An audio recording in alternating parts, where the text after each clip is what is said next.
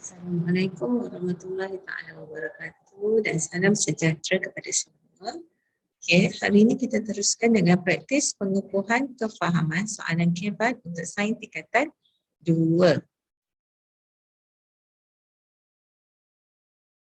Okey, pada mula sekali kita baca dulu doa belajar. Belajar. Bismillahirrahmanirrahim. Allahumma aftah alaina hikmataka wanshur alaina min khaza'ini rahmatika ya arhamar rahimin. Ya Allah, ya Tuhan kami, bukakanlah ke atas kami pintu hikmah-Mu dan luaskanlah ke atas kami gedung rahmat-Mu, wahai yang maha pengasih bagi orang-orang yang dikasihani. Doa penerang hati. Rabbi shrah li sadri wa yassir li amri wahlul 'uqdatam min lisani yafqahu qawli. Ya Allah, lapangkanlah dadaku, mudahkanlah bagiku urusanku, hilangkanlah kekeluhan lidahku, supaya mereka mengerti perkataanku. Rabbi zidni ilman warzuqni fahman waj'alni minal mu'minin. Innahu min Sulaiman wa innahu bismillahirrahmanirrahim. Inni ra'aitu ahada asyara kawkaban wasyamsa wal qamara ra'aituhum li sajidin. Amin.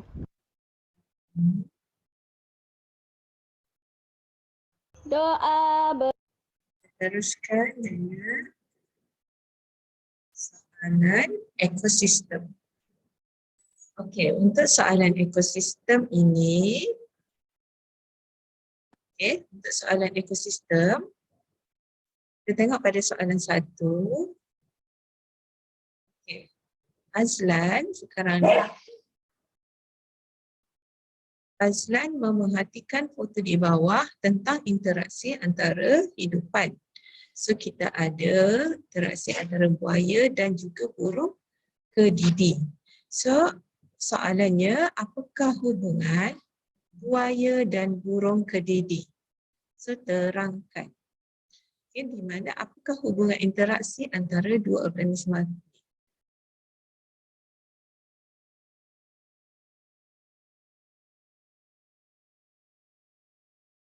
Okay. Interaksi antara buaya dan burung kedidi adalah interaksi mutualisme, yang mana burung kedidi ni dia hinggap di gigi buaya untuk membersihkan gigi, untuk membersihkan dan mendapatkan makanan daripada sisa-sisa yang terdapat pada mulut buaya. Manakala buaya dia tak makan burung kedidi, so apa yang dia dapat adalah mulut dia lebih bersih. Okay. Sekarang soalan 2. Soalan 2, rajah di bawah menunjukkan sistem pencernaan seekor lembu yang merupakan haiwan herbivore. So haiwan herbivore kita tahu adalah haiwan yang makan tumbuhan sahaja. So pernyataan seterusnya, sejenis bakteria simbiotik hidup dalam rumen. Rumen itu adalah perut, sebahagian daripada perut lembu. So dalam perut ni ada bakteria simbiotik. So apakah hubungan antara lembu dan bakteria ini? Bakteria ini berfungsi untuk, kita tengok Ada bakteria simbiotik, dia berada dalam perut lembu, okay, terutamanya tumbuhan herbivor. Sebab tumbuhan herbivor ini dia makan rumput. Okay, dia makan rumput, dia makan tumbuhan. So kita tahu dalam sel tumbuhan, okay, dalam sel tumbuhan dia punya dinding sel dibina oleh selulus. Selulosa. Dinding sel yang dibina oleh selulosa ini hanya dapat diuraikan oleh enzim selulis. Enzim selulis hanya dihasilkan oleh bakteria yang terdapat dalam perut haiwan herbivor. So bakteria ini akan merembeskan enzim selulis supaya dapat mencernakan selulosa kepada glukosa, pada gula ringkas. Okay. Barulah glukosa ataupun gula ringkas ini dapat diserap masuk dalam badan haiwan. So, dalam masa yang sama, bakteria mendapat makanan dan perlindungan daripada haiwan perumah seperti lembu ni. So, dia punya interaksi kita namakan mutualisme. Okay. Apa yang nama interaksinya? Hubungannya adalah mutualisme.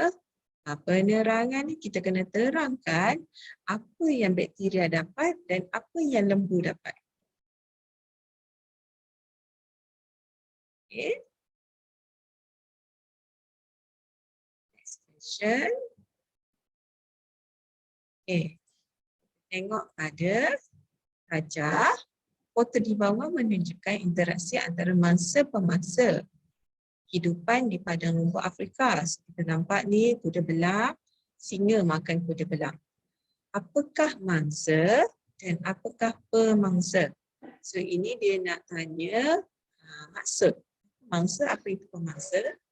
Dan kita nak bincangkan ciri-ciri mangsa dan pemangsa.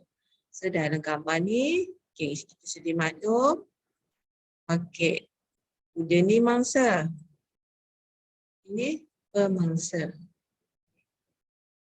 Macam mana ciri-ciri pemangsa dan mangsa? Itu yang kamu kena huraikan dalam jawapan.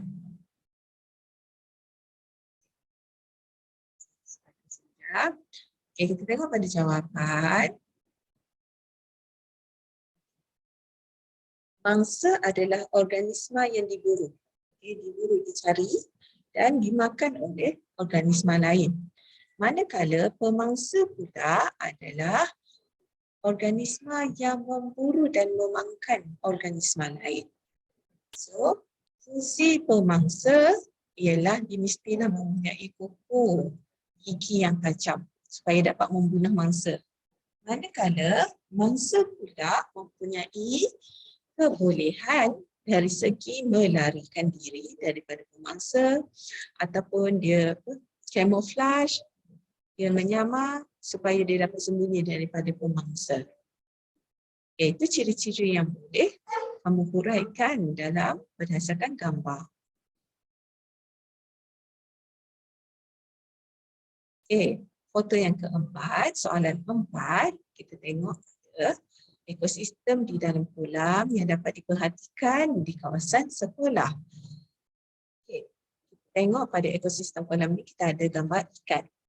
Ramalkan apa yang akan berlaku kepada keseimbangan alam dalam satu ekosistem kolam jika, okey, ini persoalannya, jika banyak ikan berhijrah ke dalam kolam itu dalam jangka masa yang pendek.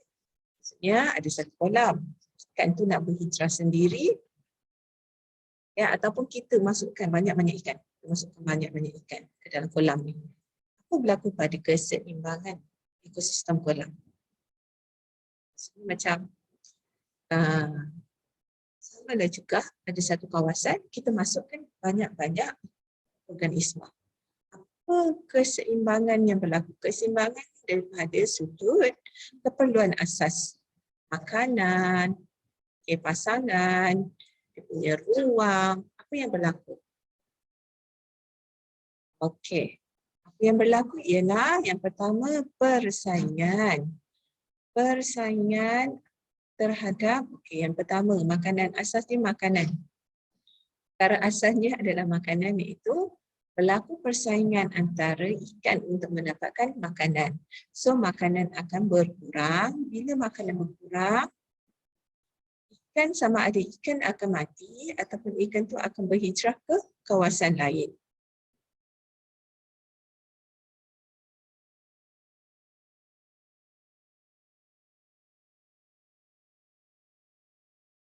Okey, soalan 5. Soalan 5 ini menunjukkan virus HIV yang dapat diperhatikan di bawah mikroskop. Okey. Okay, ini adalah gambar virus HIV. So virus HIV ini adalah adalah punca utama kepada penyakit AIDS, yang mana virus ini dia menyerang sel darah putih. Bila dia menyerang sel darah putih, fungsi utama sel darah putih adalah untuk keimunan badan, pertahanan badan. So bila HIV serang sel darah putih, keimunan badan manusia akan jadi rendah. Sebab dia pesakit AIDS ni mudah jatuh sakit. So soalannya, apakah hubungan antara virus HIV dengan manusia? Apakah kesan virus HIV terhadap manusia? Terangkan jawapan anda. Okay, pertama, dia nak hubungan. Kedua, dia nak kesan kepada manusia. Dan terangkan jawapan anda. Okay, macam kita terangkan tadi. Okay. HIV dia menyerang sel darah putih, yang mana sel darah putih itu penting untuk keimunan badan manusia. Tengok mana jawapan. Okay. Jawapan diterangkan kepada hubungan dahulu. HIV adalah parasit kerana dia menggunakan sel manusia sebagai host atau perumah dia. So manusia adalah perumah. Hubungan dia adalah parasitisme. Parasitisme. So, HIV memperoleh nutrien daripada sel badan manusia. So, dia menyerang sel darah putih dan melumpuhkan sistem pertahanan badan manusia. Sistem keimunan badan manusia. So, manusia akan kesan dia mudah jatuh sakit, mudah dijangkiti penyakit lain. Hubungannya adalah parasitisme. Okey, saya rasa itu saja untuk hari ini.